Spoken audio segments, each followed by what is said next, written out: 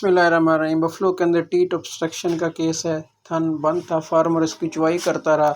जब जोर लगा के चुवाई करेंगे तो दूध तो निकल आएगा, लेकिन थन की सोजश हो जाएगी।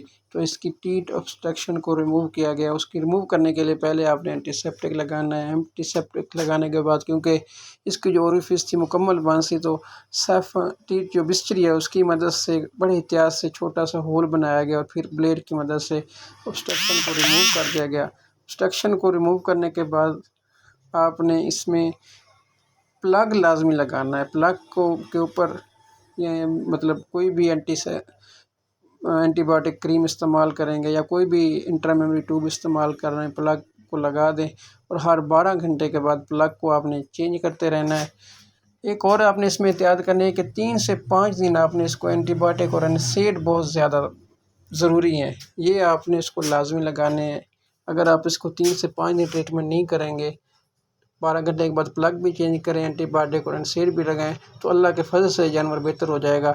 अगर थोड़ी सी भी कोताही की गई तो ये मेस्टाइटिस की तरफ चला जाएगा और इसका जो टीट ओरिफिस आपने खोला है वो भी ख़राब हो जाएगा और उसमें ग्रेनुलेशन हो जाएगी, जो कि जानवर के लिए बहुत ज़्यादा नुकसानदेह है। उम्मीद करता हूँ कि ये वीडियो आपके लिए फ़ायदेमंद साबित हुई।